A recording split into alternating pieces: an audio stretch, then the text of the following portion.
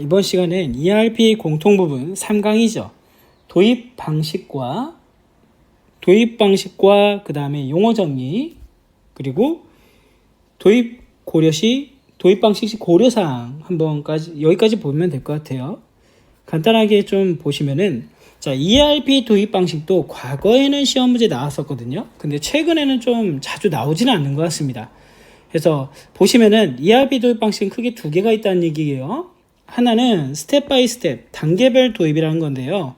즉, 인사, 회계, 생산, 물류 등 ERP 도입이 그 분야가 여러 개가 있겠죠.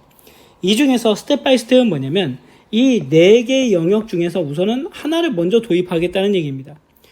즉, 하나를 도입하고 그리고 나서 정착화가 들어가겠죠.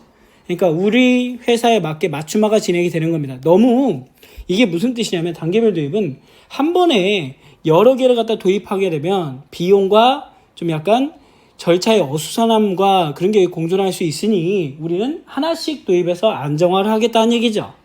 그럼 여기서 이 단계별 도입의 장점은 뭘까요? 장점. 그렇죠.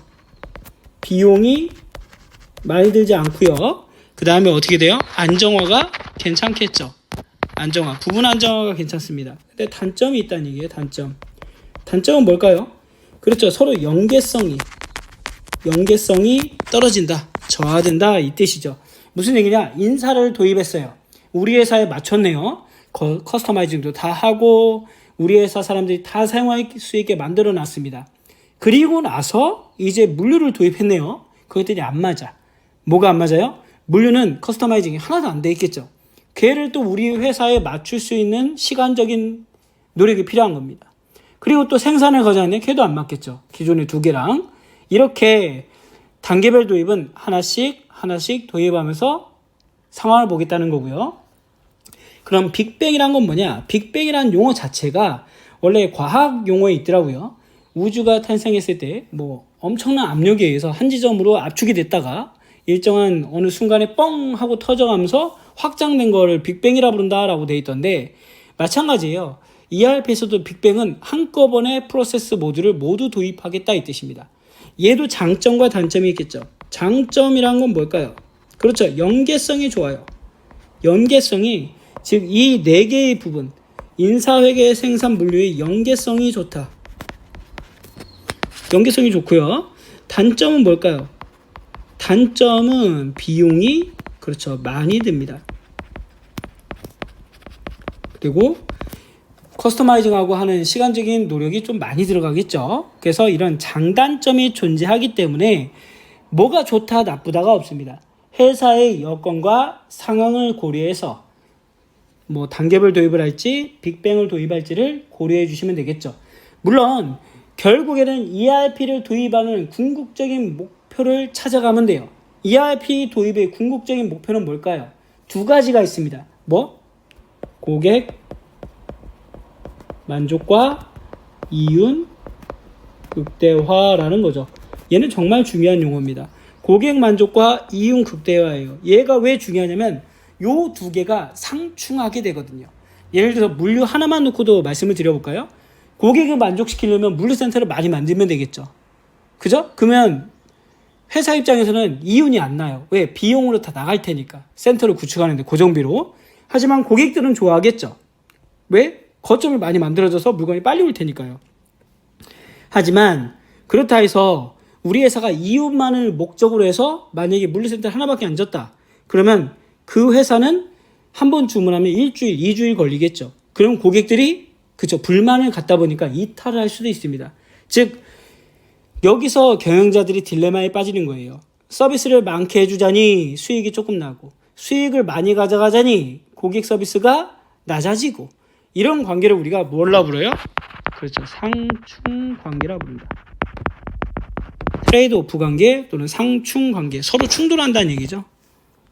나중에 한번 나올 겁니다. 이것도 유통에서도 많이 나오는 내용이라 한번 설명을 드려봤습니다. 자, ERP 도입 방식 한번 봤고요. 그러면 도입을 할 때 용어들이 있어요. 여러분들 용어를 저는 강조를 많이 하는데 용어를 갖다 여러분들이 익숙하게 숙지하지 못하면은 그거랑 똑같다고 보시면 돼요. 알파벳을 볼 때 A, B, C, D를 모르는데 영어 단어를 암기할 수 없잖아요. 그런 것처럼 이런 용어들을 숙지하지 못한 상태에서 물류라든가 생산이라든가 인사를 배우게 되면 앞에서는 설명하고 있고 지문은 나오고 있는데 뭔 소린지 이해하기 힘들다는 얘기죠.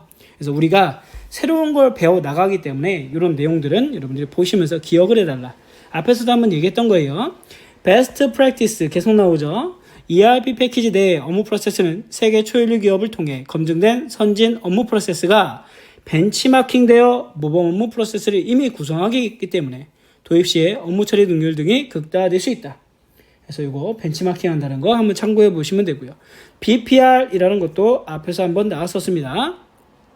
조직 목적을 달성하기 위해 새로운 생각이나 방법으로 기존 업무를 혁명적으로 여러분들이 보시다가 혁명적이고 엄청나게 혁신적으로 나는 이런 걸 모르는데 하고 다른 걸 찍으실 수가 있어요. 아니에요.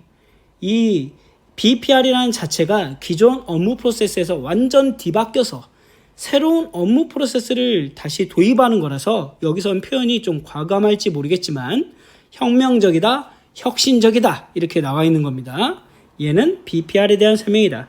다시 한번 보시고요.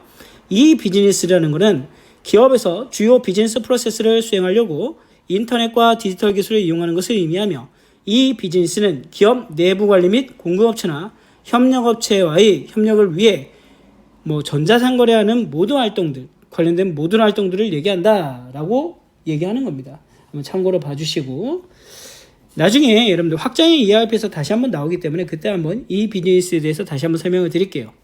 자, 파라미터입니다. 파라미터라는 거는 앞에서 한번 얘기했었죠. 자, ERP 패키지 상에 조직의 변경이나 프로세스 변경과 관련된 사항을 직접 프로그램 소스를 코딩 반영하는 것이 아니라 ERP 패키지 프로그램에서 제공하는 특징을 선택하는 거예요. 우리가 반영함으로써 반영하는 거죠. 그래서 변경하고 구축을 하는 겁니다. 이거는 유지보수 비용이 크게 감소할 수 있다라는 거죠. 여러분들 우리가 ERP를 요즘에 최근에 나오고 있는 문제인데요. 외주를 주는 경우가 있습니다. 외주. 자, 프로그램을 자사의 프로그램 팀이 만들어서 ERP 직접 개발하는 곳도 있고요. 지금처럼 더전이랑 그런 그룹에서처럼 컨설팅을 받아서 외주를 주는 경우가 있거든요. 그럼 최근에는 어떤 걸 선호하느냐? 기업의 여건에 따라 틀리는데 시험 문제 나오는 게 뭐냐면 컨설팅에서 외주를 주는 업체를 갖다가 설명을 하고 있습니다. 외주의 장점과 단점. 외주의 장점은 뭐예요? 컴퓨터 주로 부서가 필요 없겠죠. 서버도 필요 없고 그 다음에 장비도 필요 없고 비용을 아낄 수 있어요. 하지만 단점은 우리 회사의 전략이라든가 정보가 누출될 수 있다는 거. 그 다음에 또 뭐예요? 지속적인 의존도가 발생할 수 있겠죠. 이런 게 장단점으로 존재하고 있다. 최근에 시험 문제 나오고 있는 내용이라 한번 말씀을 드려봤습니다. 자, 그 다음에 3강 두 번째 내용인데 ERP 시스템이 성공적인 도입을 위한 고려사항입니다. 여기도 시험 문제에 자주 나오고 있습니다. 자사에 맞는 패키지를 선정해라. 즉 우리 회사의 요구에 맞는 패키지를 선정을 한 얘기예요. 유통업체인데 제조업체 걸 가져와서 패키지를 설치하면 안 되겠죠. 자, 그리고 TF팀이라는 게 뭐냐면요. 태스크 폴스 팀이라는 겁니다. 저는 이 오프라인 강의하시는 분들한테 얘기하는데 저는 사관학교를 나와가지고 11년 동안 군생활을 했거든요. 장교로서 군생활을 하다 나왔는데 군대 가면은 그런 게 있어요, 여러분. 옛날에 영화 보면은 팀을 꾸리죠. 우리 어디를 침투해야 된다 하면은 소총 잘 쏘는 애, 공병에서 잘하는 애, 통신에서 잘하는 애, 그 다음에 스나이퍼 한 명 가져오고요. 폭파 잘하는 애 등등등 각 분야에서 엘리트인 사람들을 뽑아옵니다. 여기서 포인트는 뭐예요? 엘리트라는 얘기죠. 엘리트인 사람들을 뽑아서 하나의 팀을 만드는 거죠. 그 팀을 갖다가 우리가 태스크 펄스 팀이라고 불러요. 특수임무 전담 팀이라고 부르는 겁니다. 회사도 마찬가지예요. 새로운 프로세스를 진행할 때는 ERP를 도입하는 거는 회사의 명운을 지고 있는 프로세스일 겁니다. 그런 프로세스를 도입하는데 엄청나게 뛰어난 사람들을 갖다가 집어넣어줘야 되겠죠. 그래서 TF팀을 꾸린다 이렇게 보시면 되고요. 그리고 단순하게 의지만 가지면 안 돼요. 경영진의 확고한 의지와 참여가 필요하고요. 그 다음에 유능한 컨설턴트를 활용해야 된다. 현업 중심의 프로젝트를 진행해야 된다. 그 다음에 구축 방법론은 뒤에도 나오는데 석계축현이라는 거죠. 절차에 맞게 진행해라. 그 다음에 여기 별표 커스터마이징은 최소화한다. 여러분들 생각해 보세요. 커스터마이징이란 건 고객 맞춤화 하다라는 뜻이에요. 예를 들어서 제가 5,000원짜리 옷을 샀네. 그럼 여기서 말한 대로 고객 맞춤화 하다는 건 뭐냐면 단을 줄이고 폼을 늘리고 그 다음에 허리를 줄이고 하는 이것들을 고객 맞춤화 하기예요. 근데 5,000원짜리 바지를 샀는데 담 줄이는데 3,000원, 허리 줄이는데 4,000원, 그 다음에 폭 줄이는데 5,000원. 그러면 배보다 배꼽이 더 커질 수도 있겠죠. 시간도 오래 걸리고 똑같아요. 기업에서도 프로그램을 도입하면 커스터마이징을 최대화하면 이것도 바꿔달라 저것도 바꿔달라 그러면 시스템이 도입돼서 응용하기까지가 상당히 오랜 시간도 걸리고요. 비용도 많이 들고 나중에는 부분별로 커스터마이징을 잘했다고 생각했는데 얘네들을 모아놓고 보니까 또 뭐가 안 돼? 연계성이 떨어지는 경우도 있겠죠. 그래서 정말 필요한 것만을 갖다가 커스터마이징해서 사용을 해라 라는 겁니다. 최소화입니다. 시험 문제 많이 나온다. 전사적 참여, 전체 사원이 다 참여하라는 얘기죠. 그 다음에 변화관리 기법을 도입해라. 가시적 성과, 여기 중요합니다 여러분. 단기적 성과 아님이라고 적어놨죠 제가. 시험 문제 단기적 성과 위주로 집중해라 이렇게 나오거든요. 단기적이란 건 내 눈앞에 있는 것만을 얘기하는 거고요. 바로 앞에 있는 거.